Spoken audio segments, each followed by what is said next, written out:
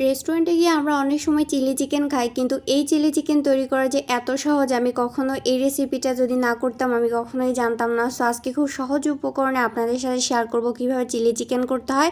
So এখানে আমি 1 cup পরিমাণ চিকেন নিয়েছি, নিয়ে ছোট ছোট পিস করে কেটে নিয়েছি। তার মধ্যে দিয়েছি মরিচের গুঁড়া, সামান্য পরিমাণ লবণ দিয়ে দিচ্ছি, এখানে হচ্ছে গোলমরিচের গুঁড়া, তারপর দিয়ে দিলাম হচ্ছে গরম মশলার গুঁড়া, তারপর 2 টেবিল চামচ দিয়েছি এখানে ময়দা দিয়ে সামান্য উপকরণগুলো একটু মেখে নিব। তারপর রান্নার রেগুলার তেল দিয়ে দিলাম 2 টেবিল চামচ, দিয়ে কিন্তু এটা খুব ভালোভাবে মেখে নিতে হবে।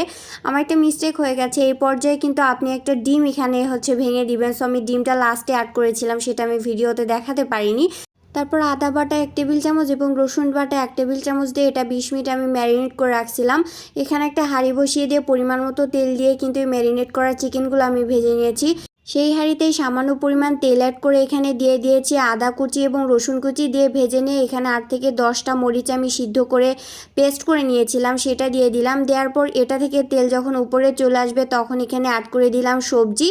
আমার ইনস্ট্যান্ট যে সবজিগুলো ছিল সেগুলো আমি দিয়েছি। আপনি চাইলে ইচ্ছা মতো এখানে ক্যাপসিকাম তারপর ব্রোকলি অ্যাড করতে পারেন।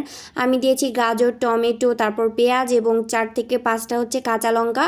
5 থেকে 10 মিনিট সবজিটা আমি এখানে ভেজে নিয়েছি। নেওয়ার পর এখানে অ্যাড করে দিলাম স্বাদ মতো লবণ, তারপর দিয়ে দিচ্ছি 1 টেবিল চামচ গোলমরিচের গুঁড়া, তারপর অ্যাড করে দিলাম হচ্ছে টমেটো সস 1 টেবিল চামচ এবং 1 টেবিল চামচ হচ্ছে চিলি সস।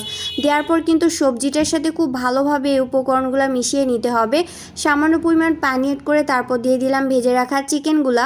দিয়ে দেওয়ার পর কিন্তু এপিটোপিট খুব ভালোভাবে নেড়েচেড়ে মিশিয়ে নিতে হবে। তারপর সামান্য পরিমাণ পানি অ্যাড করে দিয়েছি, কারণ আমি সব উপকরণগুলো একসাথে দিয়েছিলাম। গাজরটা একটু আগে আমার সিদ্ধ করে নেওয়া উচিত ছিল, সো সেজন্য একটু পানি অ্যাড করে দিয়েছিলাম সিদ্ধ হওয়ার জন্য। লাস্টে এখানে অ্যাড করে দিলাম 1 টেবিল চামচ হচ্ছে সিরকা, 1 টেবিল চামচ সয়া সস এবং 2 টেবিল চামচ হচ্ছে কর্নফ্লাওয়ার, যেটা পানি দিয়ে আমি গুলে রাখছিলাম। সেই কর্নফ্লাওয়ারটা দেওয়ার পরে কিন্তু এটা অনেকটা গ্রেভিতে পরিণত হয়ে যাবে। লাস্টের টেস্ট বাড়ানোর জন্য দিয়েছি 1 টেবিল চামচ হচ্ছে চিনি।